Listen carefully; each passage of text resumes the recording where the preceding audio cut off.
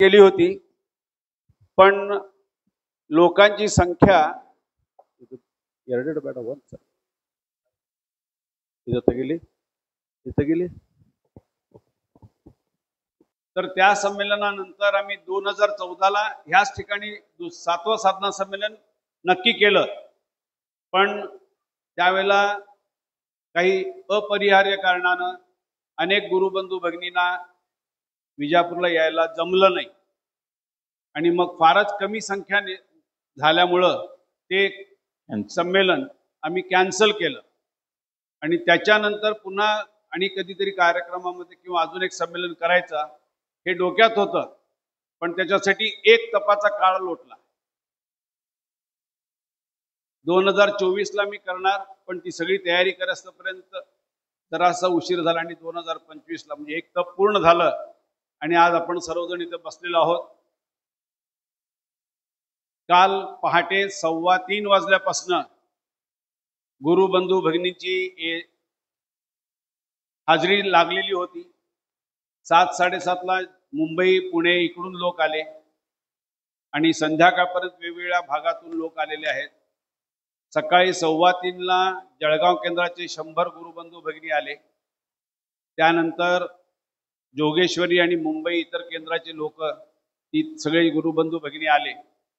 त्यानंतर नाशिक, औरंगाबाद, जळगाव धुळे, त्यानंतर अमरावती आणि इतर सगळे गुरुबंधू भगिनी संध्याकाळपर्यंत तिथं आले आणि काही 200-205 गुरुबंधू भगिनी काल सकाळी लवकर आल्यानंतर गुलबर्गा जायच्या बद्दल बोललो होतो, तर गुलबर्गा दर्गा दर्शनाला पण सर्वजण जाऊन आले. ज्याप्रमाणे आम्ही टायमिंगची अरेंजमेंट केली होती की 9:30च्या आत निघालच पाहिजे, त्याप्रमाणे 9:15ला सर्वजण इथून निघाले. 1 पर्यंत पोहोचतील असा आमचा अंदाज होता आणि सगळ्यांचे 1 वाजता तिथं दर्ग्याला पोहोचले, दर्शन झालं. तिथं सगळ्यांना एकदमच जेवणाची व्यवस्था एका हॉटेलमध्ये होणार नाही, म्हणून आपले विजापूरचे गुरुबंधू श्री प्रकाश सुगंधी यांचे जावई गुलबर्ग्यालाच असतात, योगेश सुगंधी, तर त्यांच्याशी संपर्क साधून सगळ्यांना एकदम जेवणाची व्यवस्था कशी करता येईल हे ठरवल्यानंतर त्यांनी सांगितले की माझ्याच घरासमोर सगळ्यांची व्यवस्था करतो, तुम्ही सर्वजण इथे या. त्याप्रमाणे सर्वांचं जेवण झालं आणि सध्या 3:30-4 पर्यंत निघाल तिथून असा अंदाज केला. 4ला निघालात, संध्याकाळी 7-7:30 पर्यंत तिथं पोहोचला. तर कालच्या कार्यक्रमामध्ये सकाळपासून संध्याकाळपर्यंत जे कोणी आपापल्या परीने तयार झाले ते बरोबर होतं. नंतर सर्व गुरुबंधू भगिनी आल्यानंतर सरासर थोडा गोंधळ झाला आणि साहजिक आहे, कारण एकदम 350 लोक झाली की सकाळपासून असलेले 200 लोकांना जरा त्रास होणं साहजिक आहे, पण त्यांनी ऍडजस्ट करून घेतलं होतं. पण नवीन आलेल्यांना एक महत्वाचं कारण की गोव्यामध्ये आतापर्यंत जी संमेलनं झाली त्या गोव्यामध्ये देवस्थानं मोठी आहेत, त्या देवस्थानातून राहायची व्यवस्था अतिशय सुरेख पद्धतीने केलेली जाते, रूम्स भरपूर असतात आणि तिथं आपल्याला सेमिनारला जाऊन सवय झाल्यामुळे तिथं एकदम हॉलमध्ये कसं काय बाकी सगळी व्यवस्था होणार का नाही असं एक मनात धाकधूक होती. पण आम्हाला सेपरेट रूम मिळतील का, म्हटलं सेपरेट रूम म्हणजे हॉटेलच घ्यावं लागणार, पण एकाच रूम मध्ये 10-12 जणांची व्यवस्था करणं हे गोव्यामध्ये तसं प्रॉब्लेम नाहीये, पण इथं जरा करावं लागतं. आणि दादानी संमेलन घेण्यापूर्वीच सगळ्यांना आधीच सांगितलं की तुम्ही ज्या परिस्थितीत असाल त्याप्रमाणे ऍडजस्ट कसं करून जायचं हे शिकण्यासाठी संमेलन आहे. संमेलनामध्ये ज्ञान घेतो, साधना करतो सर्वजण, पण प्रत्येक जण वेगवेगळ्या भागातून आल्यामुळे त्या सगळ्यांना एकत्रित येऊन एकत्रपणे कसं नांदायचं हे शिकणं आवश्यक आहे. त्यासाठी दादाने एका ठिकाणी उदाहरण दिलं होतं की ओंकार साधना करताना त्यांनी एक प्रात्यक्षिक करून दाखवलं सगळ्यांना की ओंकार सगळ्यात चांगला कोणाचा होतो, तर त्या म्हणाले कोण दादाच्या पुढे कोण बोलणार नाही किती म्हणून, कोणाचा होतो, तर म्हणाले सर्वात जास्त चांगला ओंकार होतो तो गुरु भगिनींचा होतो, गुरुबंधूंचा तितका चांगला होत नाही. का होत नाही त्याचं कारण सांगितलं की गुरु भगिनींच्याकडे म्हणजे मुलींना देवानी जन्मजातच असा गुण दिलाय की जिथं जाल तिथं ऍडजस्ट व्हा. त्यामुळे स्वतःचं माहेर सोडून ते सासरी ऍडजस्ट होतात की नाही. आताची परिस्थिती नाही सांगत. त्याची बायको आली आहे म्हणून सगळं कौतुक करतोय. ती विजापूरचीच आहे त्यामुळे काय फारसा फरक पडत नाही. पण गुरु भगिनी माहेर येऊन सासरी आल्यानंतर कशा ऍडजस्ट करतात त्यामुळे त्यांना ऍडजस्ट करायची सवय जन्मजात आहे. त्यामुळं त्यांचा ओंकार फार लवकर तयार होतो. गुरुबंधूंच्या बद्दल त्यांनी सांगितलं, म्हणाले की गुरुबंधू कुठल्याही गावी गेले तर 4 दिवसात परतच येणार, कुठं तिथं जाऊन मुक्काम नाही करणार. त्यांना आपल्या घरातच आले की बरं वाटतं आणि बायकोचं तोंड बघितल्याशिवाय होत नाही. म्हणून त्यांचा ओंकार जरा उशिरा सेट होतो. तर अशा रीतीने आज आपण सगळेजण संमेलनाला बसलो. काल सगळ्यांची मनस्थिती जरा विचित्र झाली होती, पण त्या सर्वांना अजून एक आनंदाची गोष्ट, गुरुदत्त मंगल कार्यालयामध्ये आम्ही काल बुकिंग केलेलं आहे.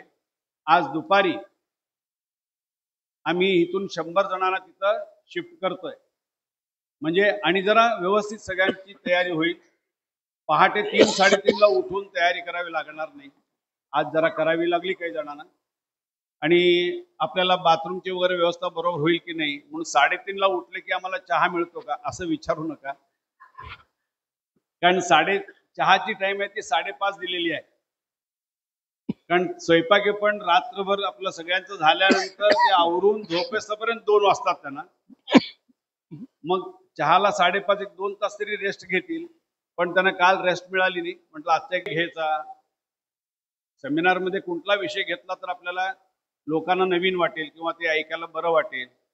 कारण आपण 8ही साधना संमेलन सर्वांनी ऐकलेली आहेत, सर्वांनी सेमिनार मध्ये भाग घेऊन ते केलेलं आहे. की कुठलं संमेलन आपण 8ही साधना संमेलन दादांची शिरोड्यात झालेली, शशिकाकांनी पण तीच साधना संमेलन पुन्हा घेतली आणि वेगवेगळ्या केंद्रावर पण केंद्र प्रमुख वेळोवेळी त्या मुलाखतींचा उल्लेख करतात आणि वाचन विवेचन चालू असतंय. तर 1995 ला शक्तीपीठावर तपपूर्ती सोहळा झाला. 1 एप्रिल 1995. त्यावेळेला तपपूर्ती सोहळा झाला. त्यावेळेला दीपक दादांनी जी मुलाखत घेतली ती 9 दिवस चालली होती मुलाखत तेव्हा. आणि त्या 9 दिवसांचं लिखाण करून त्याचं विवेचन करून मग काकाने आता त्याचा कसा अभ्यास करायचा ते करून आज तोच विषय घ्यायचा. म्हणजे शक्तीची स्थापना झाल्यानंतर 12 वर्षांना त्याच्यामध्ये पुन्हा भर गाडायला पाहिजे म्हणून शक्तीपीठ तपपूर्तीचा सोहळा झाला. आपलं पहिलं साधना संमेलन विजापूरला झालं, त्याला सुद्धा 12 वर्षाचा काळ लोटला आणि त्याप्रमाणे आपण हा विषय इथं घेणार आहोत.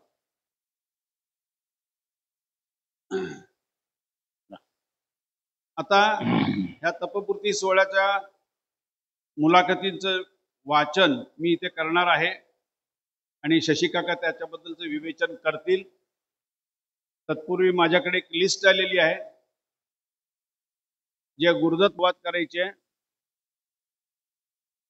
तर सुरुवात करूया. गुरुर् ब्रह्मा गुरु विष्णू गुरुदेव महेश्वर गुरु साक्षात परब्रह्म तस्मै श्री गुरवे नमः.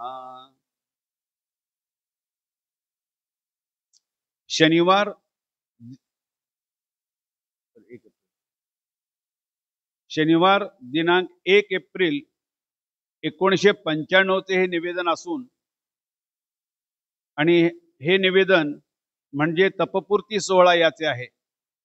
हे निवेदन आपल्याला वाचायला मिळण्यासाठी ज्ञानदीप भाग 1 मध्ये पान क्रमांक 10 ते 134 पर्यंत लिहिलेले आहे. म्हणजे माईक चालू. म्हणजे ज्ञानदीप पुस्तकं खूप जणांकडे असतील. त्याच्यामध्ये भाग 1 त्याच्यामध्ये पान क्रमांक 10 ते 134 या दरम्यान हे निवेदन आहे. या सगळ्या मुलाखती त्याच्यामध्ये आहे. आता हे जे कार्य आहे श्री साई आध्यात्मिक समितीचे आहे. याचा लाभ आपण सर्वजण घेत आहोत आणि त्याचा मूळ उद्देश विश्वशांती करणे, मूळ शक्तीचे शक्तीपीठ स्थापणे आणि मानवी जीवन ईश्वरमय करणे असा आहे. परंतु तुमचे कल्याण करतो या असे म्हटले असते तर कोणी आले नसते. म्हणून अडचण निवारण केली जाते असे म्हटल्यावर सर्वजण अडचणी निवारणार्थ कामकाजाला येऊ लागले. म्हणजे मूळ उद्देश जो साध्य करायचा होता यासाठी वंदनीय दादांना काय काय करावे लागले याचा आपण आढावा घेऊया. कारण दादांना काय काय दिव्य करावं लागलं आणि कसं केलं. कारण दीपक दादांनी फार जवळून ते सगळं कार्य बघितलेलं होतं. त्यामुळं दादांनी कधी त्याचा उच्चार केला नाही की मला एवढा त्रास सहन करावा लागला किंवा मला हे करावं लागलं. पण ते सगळं दीपक दादांनी जवळून बघितलेलं असल्यामुळे दीपक दादांनी त्याचा आढावा घेतलेला आहे या संमेलनातून. म्हणजे ह्याच्यात आपल्याला दादांना काय काय दिव्य करावं लागलं, किती त्रास झाला ह्याची आपल्याला आता माहिती मिळेल. जेणेकरून आपल्यासाठी दादांनी केलं तर आता आपण कशी साधना केली पाहिजे, आपलं आचरण कसं असं पाहिजे, ह्या सगळ्याबद्दलची माहिती आता आपल्याला मिळणार आहे. प्रथमतः वंदनीय दादा सातारामध्ये असताना त्यांच्या वडिलांच्या सांगण्यानुसार दादा डोंगरावरील श्री भैरवनाथांची सेवा करीत होते. व्यवस्थित ऐकू येत आहे ना? तेथे सेवा करीत असताना त्यांना श्री शेषाचे दर्शन झाले व त्यांना तेथे ओंकार ध्वनी ऐकू आला. याला सिंहनाद म्हणतात. देव प्रसन्न झाला म्हणजे असा सिंहनाद ऐकू येतो असे म्हणतात. परंतु हा ओंकार इहलोकापुरताच मर्यादित होता.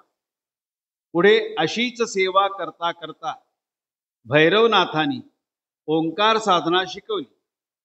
नंतर पुढे ती श्री तेली बाबांची भेट व वंदनीय दादांना त्यांच्या वडिलांकडून झाली. श्री तेली बाबांनी सांगितले की शिकून जगाला आग लावू नको, लागलेली आग विझव. आज आपण बघतोय सगळीकडे आग लागली आहे, सगळे डोके बाजत आहेत. म्हणजे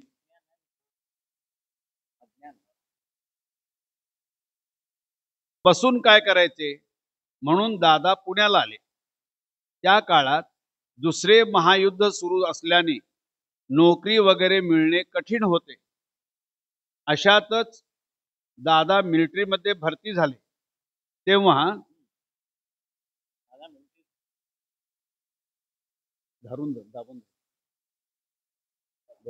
दादा मिलिटरीत भरती झाले म्हणजे चालू आहे. मिलिटरीत भरती एका माणसाने केलं म्हणजे पैसे मिळत होते. त्यावेळेला 1000 म्हणजे आताचे पुष्कळ झाले. पण दादानी आता उल्लेख कुठेही केला नाही आहे. पण नंतर उलट म्हणाले की त्यांनी मला मिलिटरीत भरती केल्यामुळे जेरुसलेम आणि यांचं दर्शन झालं. हे लक्षात घ्या. बगदादचं वगैरे. त्या काळात दुसरे महायुद्ध सुरू असल्याने नोकरी वगैरे मिळणे कठीण होते. अशातच दादा मिलिटरीमध्ये भरती झाले. तेव्हा भैरवनाथांनी दिलेली ओंकार साधना नियमित करीत होते. मिलिटरीत जाण्याने दादांना एक काय फायदा झाला तर बगदाद, जेरुसलेम, करबला या पवित्र स्थानांना भेट देणे सुलभ झाले. करबला म्हणजे कर भला तो हो भला, हे तिन्ही आशीर्वाद मिळाले म्हणून ते कार्यार्थ उपयोगी पडले व तेथील आशीर्वादही मिळाला. एरवी पैसे खर्च करून ते येथे जाणे शक्य नव्हते. ही योजना परमेश्वराचीच असावी. 5 वर्षांनी मिलिटरीतून रिटायर होऊन हिंदुस्थानात आल्यावर पुन्हा भैरवनाथांकडे वंदनीय दादा जायला लागले. त्यावेळेला भैरवनाथांनी विचारले की साईबाबांचे नाव ऐकले आहेस का? तेव्हा वंदनीय दादांनी हो म्हटल्यावर भवितव्यात त्यांची सेवा कर व आज्ञा पालन कर, त्यात तुझे व इतरांचे कल्याण आहे असे भैरवनाथांनी सांगितले. त्याप्रमाणे वंदनीय दादा पुण्याला सरकारी नोकरी करू लागले आणि भैरवनाथांच्या आज्ञेप्रमाणे साईबाबांची सेवा तळमळीने करू लागले. पुढे पुढे प्रश्नावर प्रश्न निर्माण होऊ लागले व त्याची उत्तरे आपोआप मिळू लागली. परंतु त्यावेळी मुख्य प्रश्न म्हणजे विद्यानाश, संपत्तीनाश व संततीनाश या दोषांचे निवारण गुरुकृपेने कसे करता येईल हा प्रश्न बाबांना वंदनीय दादांनी विचारला असता साईबाबांकडून लहान तोंडी मोठा घास एकदम घेऊ नकोस, घास तसाच राहील व तोंड मात्र फाटेल असे बरं. उत्तर मिळाले. दादा एवढे दत्ताचे अवतार असून आपल्या चुका असल्या त्या लपवल्या नाहीत. तर बाबा काय म्हणाले ते स्पष्ट लिहिलंय. आपण काय करतो? ते झाकून झापायचा प्रयत्न करतो. हे शिकायचंय. वंदनीय दादांना जी तळमळ होती की जगताचे कल्याण व्हावे, त्यासाठी वंदनीय दादांनी बाबांना विचारणा केली. तेव्हा बाबा म्हणाले की जो प्रश्न मला विचारला होतास त्या प्रश्नासंबंधी माझा आशीर्वाद आहे, पण तुला साधना करावयास पाहिजे. त्याबद्दल नीट विचार कर. एकदा गुरुमार्गात पाऊल उचलले म्हणजे शिळेवरील रेघ आहे, त्याप्रमाणे वागाव्यास पाहिजे. कारण त्यावेळी वंदनीय दादांचे लग्न झाले होते, तसेच पुण्याला नोकरीही करीत होते आणि त्यावेळी त्यांचा मुलगा विजय 1-1.5 वर्षाचा होता. याचा विचार करणे दादांना भाग होते. परंतु श्री बाबांची आज्ञा म्हटल्यावर दादांनी नोकरी सोडली आणि त्याप्रमाणे विचार करून हो म्हटल्यावर साईबाबांनी पुढे आज्ञा केली की तू श्री क्षेत्र औदुंबरला जा, तेथे राहून दत्ताची सेवा कर. जे प्रश्न तू विचारले होतेस त्याचे निवारण नुसते प्रश्न विचारून होणार नाही. प्रथम 2 साधना सिद्ध व्हाव्यास पाहिजे. एक निराकरण आणि दुसरे निवारण. म्हणजे पहिल्यांदा निराकरण आणि निवारण म्हणजे कायमचं पुन्हा तसं येऊ नये म्हणून. ते कुणासाठी होती सेवा? ही सिद्धता करण्यासाठी वंदनीय दादांनी औदुंबरला प्रयाण केले. औदुंबरला आल्यावर वंदनीय दादांना सेवेकरी या शब्दाचा अर्थ समजला. वंदनीय दादा म्हणत असत की माझी सेवा कर ही आज्ञा. म्हणजे काय आहे? आज्ञा म्हणजे एक दिव्य आहे. कारण एकदा आज्ञा झाली व सेवेला आरंभ केल्यानंतर कंटाळून चालत नाही. पुनश्च आता सेवा बंद कर अशी आज्ञा होईपर्यंत सांभाळावे लागते. कारण वंदनीय दादा नंतर आम्ही सगळे सेवक झाल्यावर आम्हाला एका गाडीत घालून गेलो होतो. त्यावेळेला मी पण गेलो होतो. दादांना फक्त 2.5 वर्षांनी कृपा झाली, पण दादांच्या वेळेला ते सेवा करत होते ते आम्ही गेलो 12 वर्षांनी, तेव्हा ते अजूनही सेवा करत होते. कळलं का मी काय सांगितलं ते? म्हणजे म्हणून म्हणाले दादा सेवा कर हा शब्द ऐकायला बरा आहे, पण कृपा केव्हा होईल सांगता येत नाही. मला 2.5 वर्षांनी झाली म्हणून मी 2.5 वर्ष सांगितली, पण माझ्या बरोबर आम्हाला तेव्हा औदुंबरला नरसिंह सरस्वतींनी विचारलं, अरे जाताना तू एकटा गेला होतास आणि येताना केवढे सेवक घेऊन आलायस? समजलं? अशी ही कठीण सेवा आहे. स्वतःला व इतरांना लाभ होण्यासाठी केलेली सेवा साधनेची सिद्धता पूर्णत्वाला न जाण्यामुळे बहुतांशी साधक या सेवेला दुरावतात. यासाठी सुखकर मार्ग असा की गुरु भेटीपर्यंत वाट पाहावी हेच उत्तम. म्हणूनच गुरुमार्गाचा अवलंब करणे व प्राप्त करणे कठीण आहे. परंतु हे कार्य वंदनीय दादांच्या माध्यमातून सुरू व्हावे अशी परमेश्वराची इच्छा होती. म्हणून संकट समयी परमेश्वर धावून आला. नाहीतर हे कार्य करणे सोपे नव्हते. आता तुम्हाला सेवक म्हणून नियुक्त केले असता तुम्ही इतरांचे कल्याण करू शकता. ही जर त्यांची इच्छा नसती तर तुम्ही इतरांचे काय पण स्वतःचे सुद्धा कल्याण करू शकला नसता. नसतात. औदुंबरला 2.5 वर्षे सेवा करावी लागली. त्यात 2.5 वर्षापर्यंत सर्व विमोचने, हम्म. दीक्षा इत्यादी सर्व सिद्धता झाली होती. एक महत्वाची गोष्ट म्हणजे आपल्या मार्गात फक्त विमोचन आहे. बाहेरच्या मार्गात कुणीही विमोचनात हात घातला नाही. पुण्याला तुम्ही ऐकलं असेल, बिडकर महाराज होते. ते तपश्चर्याला बसले असताना एक दिवस संध्याकाळी एक मनुष्य आला आणि तो जीव देणार होता. आणि त्याला ह्याचा त्रास होता, मूळव्याधीचा. ते रोज 60 वर्ष रोज ते कापड ठेवून जायचं आणि रक्त निघत. म्हणून म्हणे नको नको पिढा, आता जीव द्यावा. मग हे ध्यानाला बसले होते बिडकर महाराज. त्यांना आवाज आला म्हणून त्या म्हणाले, काय रे, काय इथं का आलायस तू? ते म्हणलं असं असं मला मूळव्याधीचा त्रास आहे म्हणून मी जीव द्यायला ठरवलंय. ते म्हणले जीव देऊ नकोस, इकडे ये, तू पाणी घे आणि ही माझी व्याधी तुम्हाला दिली म्हणून माझ्या हातावर सोड. त्यांनी त्याप्रमाणे केलं. तो व्याधीमुक्त झाला. पुढे 3 वर्ष महाराजांनी व्याधी भोगली. म्हणजे एका माणसाची व्याधी घ्यायची, तुम्ही विचार करा. आज इतके जे कोण दादांच्याकडे आले त्या सर्वांचं कर्म आपल्याकडे घ्यायचं आणि तुम्हाला मुक्त करायचं, असं कोण करेल? म्हणून दादा सारखे गुरु नाही म्हटलं. बाहेर विनवचनात हात घालत नाहीत, हे तुमचं तुम्ही करून घ्या म्हणतात. देव सुद्धा दादा सांगायचे, देव कर्मात हात घालत नाही, आशीर्वाद घे आणि तुझं तू धुवून घे. ते आपल्याला जमलं नाही म्हणून दादांचा मार्ग श्रेष्ठ आहे. आता कार्यार्थ जा अशी आज्ञा झाली व पुढे परमपूज्य साईबाबांच्या मार्गदर्शनाप्रमाणे सेवा चालू असताना या विभूती म्हणजे सर्वश्री अजमेर शरीफ बाबा, ख्वाजा बंदे नवाज बाबा, मोहम्मद जिलानी बाबा, हाजी बाबा, सलीम बाबा, कुतुबुद्दीन बाबा यांचा कार्यात सहभाग झाला. वंदनीय दादांच्या माध्यमातून या विभूतींनी अनेक लोकांची कामकाजे केली. अशा तऱ्हेने परकाया प्रवेश हे साधन परमेश्वर कृपेने सिद्ध झाले. मग परकाया प्रवेश म्हणजे काय? आपला आत्मा बाहेर काढायचा आणि त्या विभूतींचा धारण करायचा. कारण ते जन्माला येऊ शकत नाहीत. जन्माला आले की बाकीचे नको असलेले ऋणानुबंध आपोआप जोडले जातात. जन्म घेण्यासाठी आई बाप पाहिजेत, म्हणजे मातृपितृ. त्यांना काय, आपण जन्माच्या आधी मुलं असतील तर ते इतरे जन्म, आणि ज्या कुटुंबात जन्माला तो देवाधिक.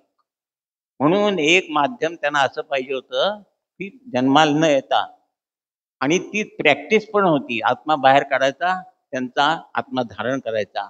का तर पुढे तुम्हाला कराडला ज्या वेळेला सर्वांना दीक्षा द्यायची होती, त्यावेळेला आत्मा बाहेर काढायची दादांना प्रॅक्टिस असल्यामुळे आपला आत्मा 7व्या लोकात नेऊन ठेवला आणि सर्वांना बाहेर बसायला सांगितलं होतं. आणि दादा हॉस्पिटलमध्ये होते त्यावेळेला ती शक्ती आत्मा बाहेर काढल्यावर देहातून बाहेर पडून सगळ्या गुरुभक्तांमध्ये धारण झाली. हे दिव्य करायचं होतं म्हणून गेली 25 वर्ष 5-5 विभूतीने दादांच्या माध्यमातून कार्य केलं. म्हणजे आत्मा बाहेर काढायचा आणि धारण करायची ही सवय झाली. म्हणजे परकाया प्रवेश. दुसऱ्यांसाठी कोणी केलं असतं का एवढं? किती रिस्क आहे. आत्मा बाहेर घ्यायला समजा नाही आला परत तर अक्षरशः कराडमध्ये कोण आले तर त्यांनी जर सांगितलं की दादा 2-2.5 तास म्हणजे प्रेत होतं, ते सांगितलं नाही की मला काय हात लावू नका, काही लावू नका. आणि 2.5 तासानं पहिल्यांदा श्वसन बंद केलं, मग रक्ताभिसरण बंद केलं, मग पचन. पण सुरू करताना पहिल्यांदा पचन, मग रक्ताभिसरण आणि मग श्वास.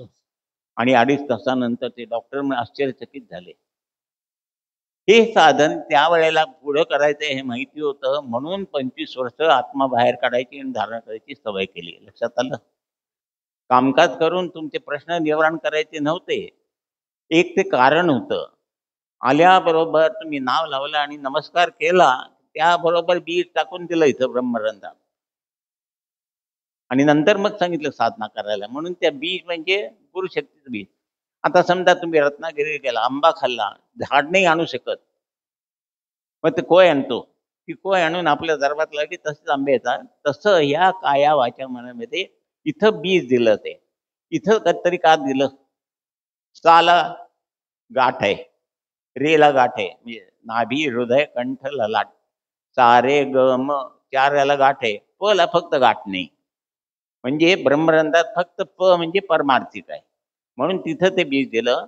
म्हणून साधना करताना न्यास करत असताना ते बीज आहे ते बंद करायचं नाही, असं अर्ध ठेवून ओम करत खालती आणायचंय आणि शेवटच्या नासाकडून म्हणजे वरच्या टाळूपासून नाखा पायाच्या नखापर्यंत ती सगळी गुरुशक्ती आपण अर्ध्या तासात धारण करायची आहे. ओम म्हटल्याबरोबर ध्वनी लहरी ध्वनी लहरी प्रकाश, प्रकाश म्हणजे गुरुशक्ती. जेव्हा तुम्ही परत श्वास घेता तेव्हा ऑक्सिजन बरोबर ती गुरुशक्ती तुमच्या श्वासावाटे रक्तात जाते आणि रक्तातले दोष बाहेर जातात. असं सगळं रक्त पॉझिटिव्ह झालं, गुरुमय झालं. आता भरपूर साखर खाल्ली की डायबेटीसमय होता येतं ना. मग रोज अर्धा तासाची गुरुशक्ती धारण केल्यावर गुरुमय होत नाही, व्हायलाच पाहिजे. तसं गुरुमय झाल्यावर पुढे सांगितलं दादांनी, तुम्ही जेव्हा बाहेर फिरायला जाल तेव्हा तुमच्या पायातून ती गुरुशक्ती पृथ्वीमध्ये धारण होईल, त्याच्यात जे दोष आहेत ते निवारण होतील. तुमच्या इथं तसे ओंकार साधना करण्यामुळे वातावरणाची शुद्धता होईल. तुम्ही ज्याच्याकडे बघाल त्याचा विकास होईल, ज्याच्याशी बोलाल स्पर्श शब्द त्याच्याकडे बघाल म्हणजे आमच्या हातून त्यांनी योजलेले महत्कार. कुणालाही कमी दिसलं नाहीये. तिथं केंद्रावर कामकाज केलं म्हणजे लोकांचं कल्याण होतं असं नाहीये. तुमच्या नकळत तुम्ही बाहेर एक फेरी मारला तर किती लोकांचं कल्याण होतं. आणि अर्थबाउंड स्पिरिट मधले आत्मे ते सुद्धा तुमच्या साधनेतून मुक्त होतात. असं एवढं कार्य सर्वांच्याकडे करून घ्यायचं आहे, म्हणून लक्षपूर्वक साधना करा. एक वेळ जेवण राहिलं तर चालेल. इथलं आयुष्य फक्त 100 वर्ष आहे, 100 सुद्धा नाहीत, मध्येच गतकतात. तर तिथलं आयुष्य 360 वर्षानंतर परत जन्म येतो. तिथं 360 वर्ष खिसपत बसण्यापेक्षा इथं 100 वर्षातलं साधना केलेलं काय वाईट, लक्षात येत आहे. म्हणून ते पुस्तक वाचून वाचून त्यातलं काय काढलंय स्क्वीज करून मर्म काढलंय आणि ते तुम्हाला सांगतोय. म्हणून एकूण जेवण राहिलं तर चालेल. 3 दिवस मनुष्य नाही जेवला तर मरत नाही, पण 3 मिनिटं श्वासाशिवाय जगू शकत. म्हणून पहिली साधना. 1955च्या विजयादशमीला श्री साई आध्यात्मिक समितीची स्थापना झाली होती. पुणे, मुंबई, विजयपूर, कराड, बेळगाव, जळगाव इत्यादी ठिकाणी केंद्रे स्थापन झाली होती आणि वंदनीय दादा तेथे कामकाज करीत असता 20-22 वर्षे झाली. नंतर पुढील लोककल्याण कार्यात परमपूज्य सलीम बाबांनी अशी आज्ञा केली की इस कार्य के लिए ओम स्वामी से लाना पडेगा. आता बघा इथं नीट जगत कल्याण म्हणजे काय आणि लोक कल्याण म्हणजे काय. जगत कल्याण म्हणजे इथं सगळे जिवंत लोक आहेत त्यांच्यासाठी केंद्र आहेत, आणि लोक कल्याण म्हणजे सप्त लोकात त्यातला पहिला हे चार्ट आणलाय का रे. पहिल्या पृथ्वीच्या अगदी जवळचा लोक कोणता आहे, अर्थबाउंड स्पिरिट म्हणजे पिशाच्य योनी. तो देवाने निर्माण केला नाही, तो आपण निर्माण केलाय. जाताना इतक्या इच्छा सगळ्यात अडकलेल्या आहेत. कशात, सोन्यात जीव अडकलाय, पैशात जीव अडकलाय, साडीत अडकलाय, सगळ्या कशात अडकलं नाही विचारा. आणि मग ते वर जात नाहीत, मग खालती सगळ्यांना पिडतात, हे वरती करते अजून वर काय. इथं अर्थबाउंड स्पिरिट यातनं मुक्तता व्हायला पाहिजे. म्हणून आपण साधन करत असताना तुमचा एक्टोप्लासम म्हणजे कुपाशी तयार होतो आणि तो प्रकाशाच्या गतीने वर जात असताना त्या वरती आत्मे हे वरती जाऊन चौथ्या लोकात फेकले जातात. समजलं. म्हणून तुमच्या साधनेने हे अर्थबाउंड स्पिरिट किंवा पिशाच्या योनीतले इथं जातात. जीवन म्हणजे काय न समजलेले लोक सगळे इथं आहेत. जर साधना नाही केली तर आपण तिथं जाणार.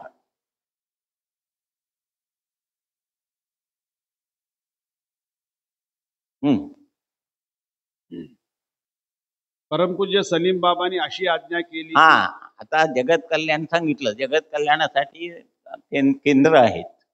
लोक कल्याणासाठी तो पहिला ओंकार दादा करत होते कुठं, भैरवनाथांचा तो इहलोकापुरता होता.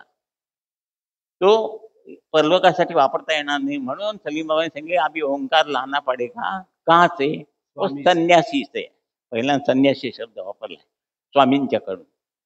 मग गेले दादा गेले तर स्वामींनी असं बघितलं म्हणे दादा लिहिलेलं आहे म्हणजे तो ओंकार सांभाळायला तू पात्र आहेस का असं विचारलं म्हणे आणि दाखवला. दादा म्हणाले तू 100 सूर एकत्र केले तर ते डोळे चमकले.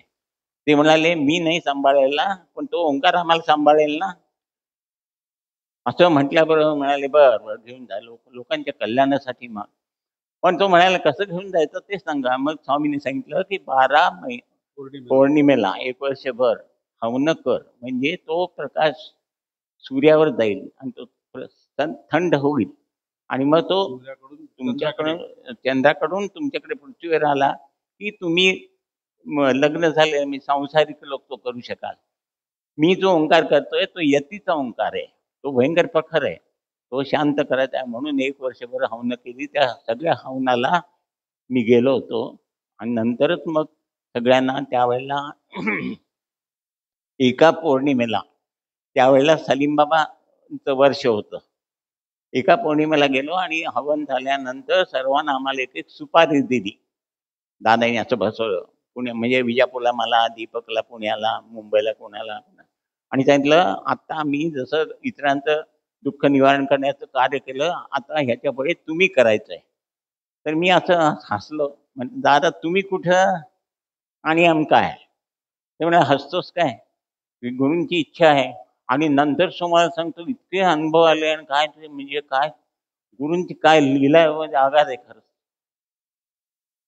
त्यात विश्वास किती ठेवायला पाहिजे किती ठेवायला पाहिजे. तुम्ही काहीतरी बोला आहे का पण ते सांगा. मी सांगतो माझं उदाहरण. मी 25 वर्षाचा होतो. BSc डिप्लोमा सिव्हिल झालोय मी फर्स्ट क्लास. सांगलीला विलिंग्डनला आणि वालचंदला होतो. मला नोकरी लागत नव्हती आणि मला दादा माहिती नव्हते. बागलकोटला आमच्या आत्तेभावाचा मुलगा वसंत होता ढवळे. तो म्हणजे आत्तेभावाचा मुलगा तो वश्या आणि मी शशा. तर तो आला सुट्टीला आम्ही जायचो बागलकोटला आणि तो यायचा.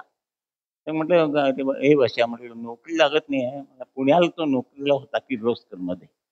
तर त्यावेळेला पंडितराव माहिती असतील तुम्हाला दादांच्या बरोबर पंडितराव असायचे. पंडितराव नाईक बऱ्याच जणांना माहीत असेल. तर पंडितराव नाईकची आणि आमच्या वसंताची दोस्ती होती आणि तो पंडितराव नाईक दादांच्याकडे वसंताला घेऊन गेला होता. वसंत जात होता 1 वर्षभर. तर बरं झालं मी म्हटलं मी असं म्हटल्यानंतर मला घेऊन गेला दादांच्याकडे. आम्ही दोघं असे बसलो होतो खालती.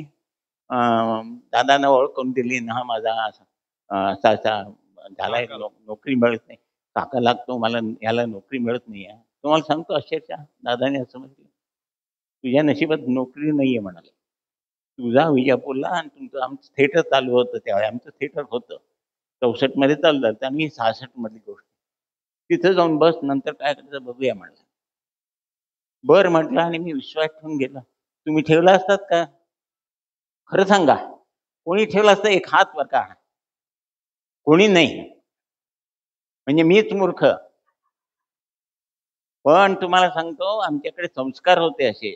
शंकराचार्य आले कोणी गावात कीर्तनकार आले तर त्यांना वडील आमच्या घरी बोलवायचे पाच पूजा करायचे. हे संस्कार असल्यामुळे दादांचा चेहरा बघितला आणि दादा म्हटलं एकदम पहिल्या भेटीत बघितल्या तर हा मनुष्य एवढं शिव सांगतो म्हणजे ह्याच्यात काहीतरी अर्थ आहे.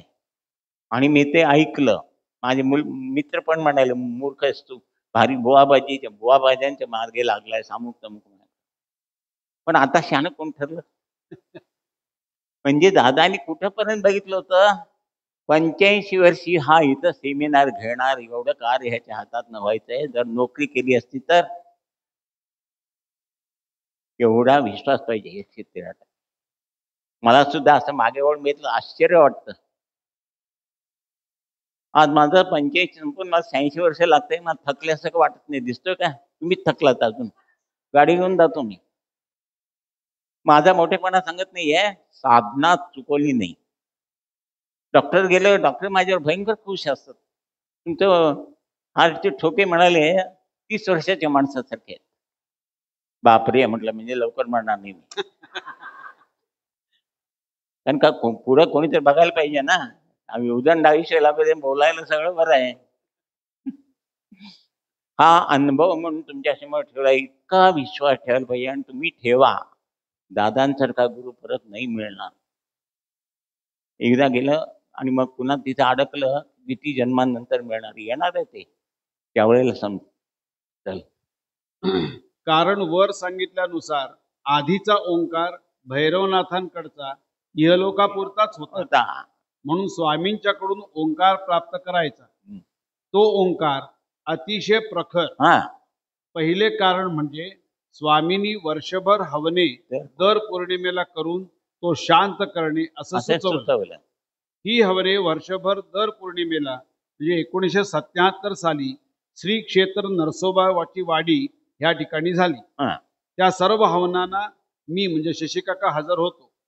हे दुसरे कारण म्हणजे औदुंबरला जी निराकरणे सिद्ध केली होती ती वंदनीय दादांनी 25 वर्षे कामकाज करीत असताना प्राप्त केलेली निराकरणे व साधने ही लोककल्याणार्थ एका तपापेक्षा अधिक मार्गदर्शनार्थ सूचित केल्यानंतर पुनश्च ही साधने सिद्ध करण्यासाठी प्रायश्चित्त घेऊन ज्या निराकरणांचे संबंध देवादिकांशी आहेत त्या त्या देवतांना आवाहनित करून त्यांचा हवनविधी करावयास लागतो. म्हणजे 1977 मध्ये दर पौर्णिमेला वर्षभर हवने झाली. त्यावेळी गुरुपौर्णिमेच्या हवनानंतर प्रत्येक केंद्र प्रमुखांना एक सुपारी दिली आणि वंदनीय दादांनी सांगितले की मी जसे लोकांचे दुःख निवारण करण्याचे कार्य केले तसे तुम्ही सर्वांनी यापुढे करायचे आहे. कारण बाबांना दादांचे कार्य मी करीन, पण ते माझ्या नंतर जर बंद होणार असेल तर मी नाही करणार. म्हणून ते कार्य पुढे जावं म्हणून. आणि आज कार्य ते इतकं पुढे आलंय. दादांना जाऊन 35 वर्ष झाली तरी अजून केंद्र चालू. इतके लोक येतात म्हणजे किती तळमळ होते त्यांना. आता अशा वर्षभर पौर्णिमेच्या हवनानंतर ते प्रखर ओंकार तत्व शांत झाले व सर्व निराकरणे ही कार्यार्थ किंवा मार्गदर्शनार्थ सिद्ध झाली. नंतर 1979 ते 1983 मध्ये 8 साधना संमेलने झाली.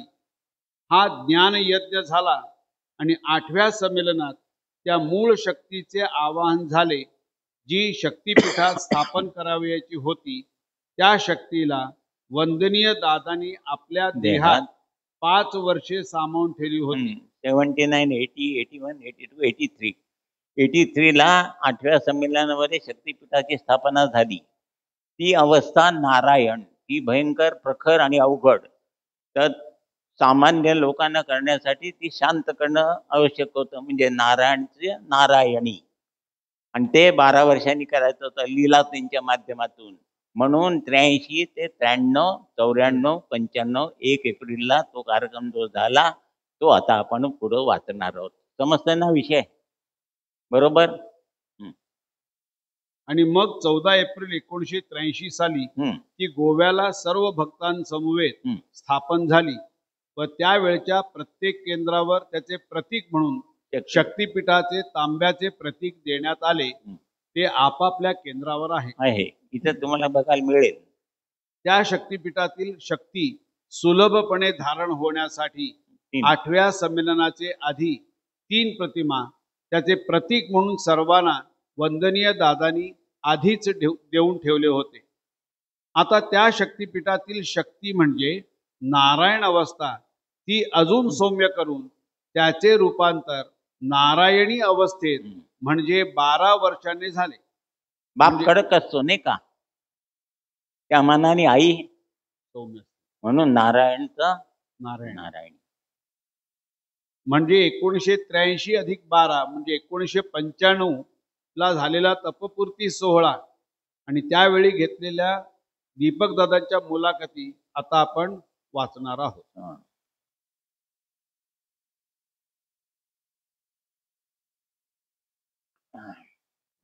शनिवार दिनांक 1 एप्रिल 1995 तपपूर्ती सोहळा हा शक्तिपीठाच्या ठिकाणी म्हणजे साईधाम पणजी येथे संपन्न झाला. तत्पूर्वी 9 दिवस म्हणजे 23 मार्च ते 31 मार्च 1995 यामध्ये शक्तिपीठावर जे काही कार्यक्रम कार्यासंबंधी झाले त्याबद्दल श्री दीपक मंत्री यांच्या मुलाखती. 10 दिवसांसाठी 7 केंद्रावरील जे सेवक इथे बोलावले आहेत त्यामागचे जे काही कारण आहे ते आजच्या अनुष्ठानानंतर आपल्याला कळले. मूळ शक्तिपीठाची पार्श्वभूमी सगळ्यांना कळली पाहिजे. आज जे जे निवेदन मार्गदर्शन म्हणून येते ते सर्व दादांनी तयार करून ठेवले होते आणि बरेच वेळा ते सांगत असताना माझे लक्ष नसल्यास लिहून घे असे दादा सांगत असत. आजचे कार्य कोणत्या पद्धतीने करायचे आहे याबाबतचे ते लिखाण होते. पुरुष व प्रकृती अवस्था. प्रकृती अवस्था ही 12 वर्षांनी तयार व्हायला पाहिजे. त्यावेळी सुद्धा सेमिनारमध्ये हे सांगितले होते की सगळ्यांना एकत्रित करून साधना करायची आहे. एका वेगळ्या वातावरणात राहिल्यानंतर त्या शक्तीचे आवाहन होईल ते 8व्या संमेलनात झाले. आता आवाहन म्हणजे काय हे आज अनुष्ठान झाल्यावर समजले. कारण लीलाताई तासभर झोपून होत्या. ती जी वरची शक्ती आहे ती धारण व्हायला तुम्हाला बऱ्याच वेळा अनुभव असेल. साधना व्यवस्थित करायला ना आता मुंग्या येतात अशा. आम्हाला संवेदना देताना इथं पाठीत मुंग्या येतात म्हणजे ती शक्ती धारण व्हायला लागली. म्हणून साधना झाल्यानंतर मंद श्वास घेऊन असं ठेवायचं. तुम्हाला बघा इथं बोटाला जाणीव होती मुंग्या आल्यासारखी. म्हणजे आज त्यातले अंशमात्र कार्य पूर्ण करायचे आहे. दादानी 100% करून ठेवलं होतं. अंश मात्र करायचं होतं आणि ते शांत करायची होती. लीलाताई म्हणाल्या की दादानी एकट्याने कसे केले असेल ही कल्पनाच करवत नाही. त्यांचा संबंध अंगाचा दाह होत होता. जे 12 वर्षात खर्च झाले ते अंश मात्र आज धारण करताना एवढी अवस्था झाली तर मूळ शक्ती आवाहनित केली त्यावेळी काय झाले असेल याची कल्पना जवळ असून सुद्धा मला म्हणजे दीपक दादाला आली नाही किंवा दादांनी येऊ दिली नाही. केवळ 12 वर्षापूर्वी म्हणजे 14 एप्रिल 1983 रोजी शक्तिपीठाची स्थापना झाली. 8व्या संमेलनात आवाहन झाले. पण सुरुवात केव्हा झाली तर या कार्याची सुरुवात झाली त्याच वेळी शक्तिपीठाचे आवाहन झाले होते. म्हणजे 1955 साली कार्याची स्थापना झाली तेव्हा प्रत्येक गावी ग्रामदैवत असते. मंदिराची रचना व त्याचा कळस निमुळता किंवा टॅम्परिंग होत जातो. चर्चवर क्रॉस असतो किंवा मशीद असते त्यावर चांद असतो व त्याची 2 टोके वर आलेली असतात. तर हे अशा रीतीने ठेवण्याचे कारण काय, उद्देश काय होता तर देवळात जी पूजा अर्चा भजन प्रार्थना होते त्यावेळी निर्माण होणाऱ्या लहरी ज्यांची गती ऊर्ध्व आहे त्या वर जाऊन त्या ठिकाणचा जो परिसर आहे त्या गावात सुख शांती नांदावी म्हणून त्या ग्रामदेवतेची किंवा एखाद्या देवळाची स्थापना केलेली असते. म्हणजे असं गोपूर असतं वरती आणि वरती कळस असतो त्याला मध्ये भोक असतं. खालती मंत्र म्हटलेले त्या ध्वनी लहरी ध्वनी त्या वरती जातात. त्या कळसापर्यंत जाऊन त्या कळसातनं संबंध गावामध्ये म्हणजे कल्याणासाठी. आता तुम्ही टीव्हीत हे बघितलं तर असं असतं ना क्रॉस सर्कल एक पाठ म्हणजे त्याचा अर्थ तो चांद आणि पौर्णिमा म्हणजे चंद्र कलेने वाढत पूर्णत्व प्राप्त करतो. म्हणजे सगळ्या धर्मातला उद्देश एकच आहे. पण आज उगीच आम्ही मुसलमान तुम्ही अमुक त्या भांडतात. म्हणजे मूळ कोणाला कळत नाहीये. बाबा म्हणायचे जन्मल्यानंतर तुम्हाला जर जंगलात फेकून दिलं असतं आणि त्या टार्झन सारखे मोठे झाला असतात तर कुठला धर्म विचारला असता काहीच माहित नाही. आज आपण जन्माला मुसलमान मध्ये तो मुसलमान म्हणजे मुसलमान म्हणून याचं वेळ रक्त आहे आणि माझं लाल आहे का. म्हणजे काय खुडचटपणा आहे. तर सर्व जाती आणि एक सगळं एक आहे, मग सर्वांचं रक्त लालच आहे. पण हे कोणी निर्माण केलं? एक कोणीतरी माणसाने, मी शहाणा माझं. आता आपण बघतोच काय चाललंय ते. हम्म. वीज ज्या वेळेला पडते हा, लाइटनिंग कंडक्टर. त्यावेळी ती सूक्ष्म अशा टोकातून धारण होते, म्हणून बिल्डिंगच्या टोकावर लाइटनिंग कंडक्टर लावलेले असतात. शक्ती जाण्याचा व येण्याचा जो मार्ग आहे तोच आहे. आता पूर्वी असे होते की आपल्या दैनंदिन जीवनाचा भाग म्हणून आपला कामधंदा झाल्यानंतर देवळात जायचे, भजन कीर्तन करायचे, असे 2-3 तास सेवेत घालवायचे. आणि हा नियम असल्यामुळे तिथे जाण्यात काही उद्देश नव्हता किंवा देवतेकडून अमुक पाहिजे तमुक पाहिजे अशी प्रार्थना नव्हती. रुटीन होतं ते, जायचं, त्यात उद्देश नव्हता. आता पहिला उद्देश म्हणजे सगळं जीवनच बदलून गेलं. जसं रोज आपण जेवण करतो तसं देवाचंही करायचंय हे माहित नाहीये. अडचण आली की लगेच धावायचं. कधीतरी आपण गेलो तर आपण संकल्प प्रार्थना करतो, पण नियमितपणे गेल्यानंतर संकल्प काही नसतो, याचना नसते. आणि म्हणून त्या ठिकाणी बसून जे काही देवतार्चन होईल त्यातून जे वलय निर्माण होईल त्याने त्या गावाचे संरक्षण व्हावे असा मूळ उद्देश होता. आता बघा, प्राणी मातांचे मॅटर्निटी होम आहेत का? आहेत का? मग आणि कधी चला आता मी गाय म्हणते असं मी दूध दिलं, ह्यानी घर बीर बांधलंय, आता उद्यापासून दूध देण्याचं बंद कर, स्ट्राईकवर जाऊया असं म्हणते का? होईल. माणसाला जास्तीची बुद्धी दिली आहे ना, ते नको तिचं चालते. प्राणी मात्र देवाच्या ह्याच्यावरून चालतात, त्याच्या नियमाप्रमाणे.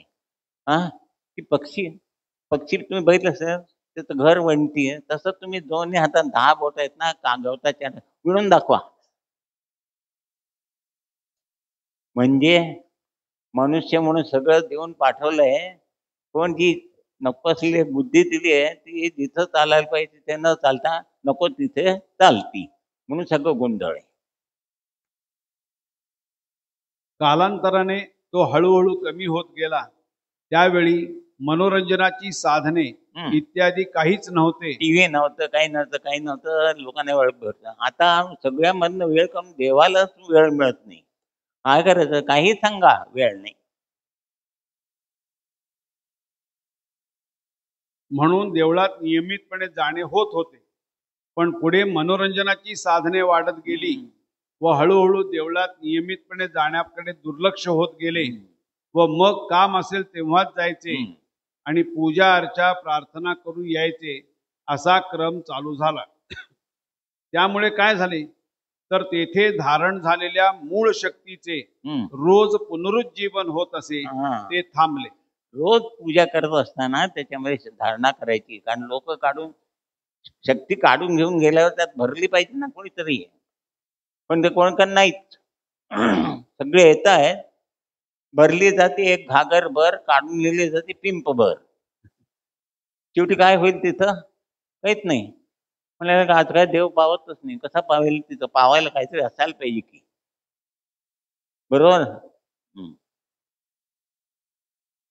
त्यामुळे काय झाले तर तेथे धारण झालेल्या मूळ शक्तीचे रोज पुनरुज्जीवन होत असे, ते थांबले. त्यामुळे तेथे एक फक्त मूर्ती व कोणे एकेकाळी त्या ठिकाणी शक्ती धारण झाली होती, तिचा विनियोग झाल्यामुळे तेथे काहीही राहिले नाही.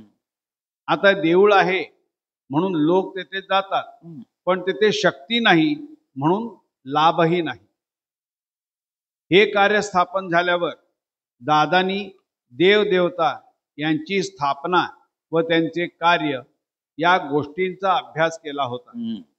कुलदेवता प्रत्येक घराण्याला असतात, तसेच ग्रामदेवता, त्यांचा उद्देश, पूजा अर्चा व कार्य, त्याचबरोबर मनुष्य जीवन कसे यांत्रिक होत गेले की जेणेकरून दिवसाकाठी 15 मिनिटे सुद्धा देवतार्चन करायला वेळ नाही हे अभ्यासले.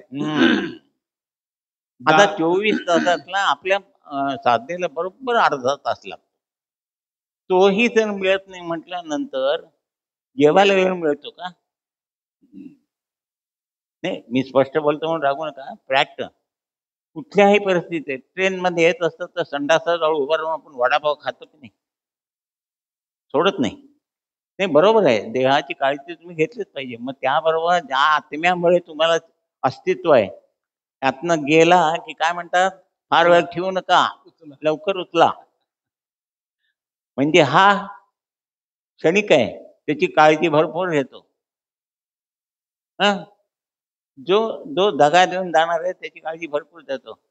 ब्युटी पार्लरमध्ये किती वेळा जातो? मी पण जाऊन आलो परवा. मग सर्वांना छान दिसायला पाहिजे, मग 500 रुपये खर्च करून फेशियल केलं.